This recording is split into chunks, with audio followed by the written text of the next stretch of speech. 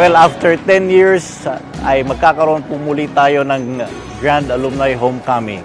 I welcome all the orphans, LCCians, para sa ating Grand Alumni Homecoming. Alalahanin natin yung ating nakaraan dito sa ating pangalawang tahanan, ang OLFA, at ngayon ay La Consolacion.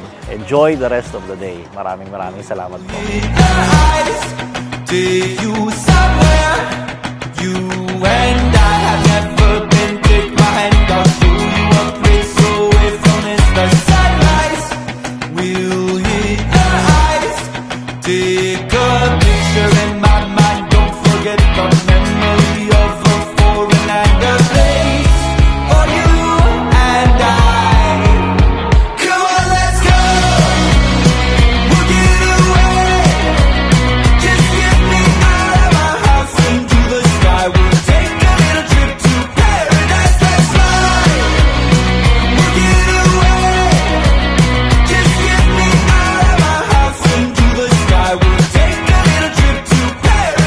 So a great field morning to each and everyone.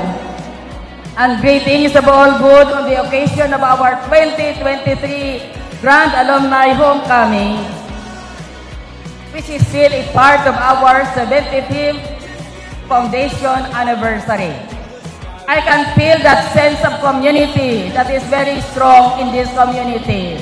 Welcome home, my dear alumni. Welcome to your alma mater.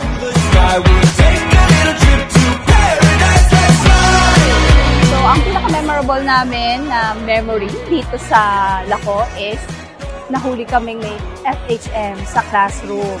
So, field trip, bumili ng FHM, binabasa namin to sa bus, top 100 stories, dinala namin sa classroom, specifically dinala ko. And then, habang binabasa ng isa naming kaklase, pumasok ang aming teacher, si Miss Rocamora, Julie Vega. At yan po, nag-guidance ako. Hello, Miss Lerion! First year high school ako dito sa OLFA. Nung ako'y nag-CR, pagbukas ko ng pinto, ako'y nabuhusan ng isang tabong tubig. Meron pala nakaabang na napainan ako ng isang tabong tubig. At yun, basang-basa ako, basang-basa ang uniform ko. Nagsumbong ako sa mga teachers, natatawa rin sila. So yun ang isa kong nakakahiya man ay hindi ko makakalimutan na nangyari sa akin dito sa OLFA. Ang pinaka-memorable lagi sa akin, hindi kami makaka-uwi hanggang hindi kami maglilinis. So kailangan mag-floor wax kami. Tapos every morning, sasabihin ng advisor namin, kudos! So,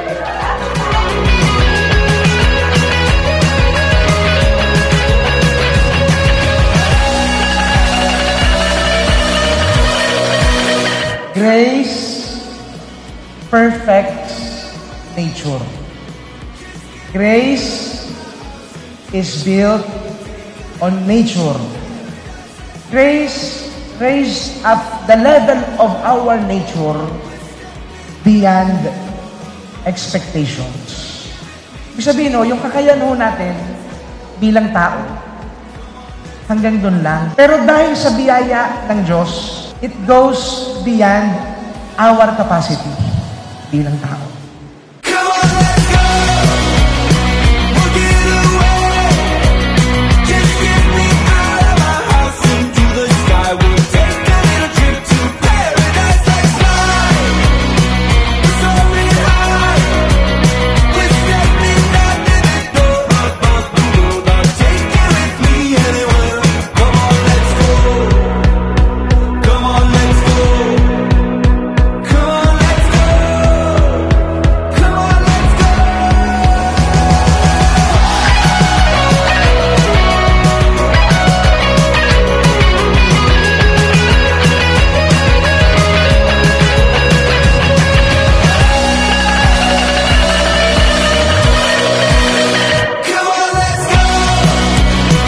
Today is a special event here at LCCT.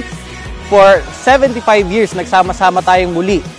So, sana na-enjoy nyo ang event na ito na ginawa namin para sa inyo, ang alumni officers kasama ang batch coordinators. So, I hope you all enjoy the event. Thank you and God bless.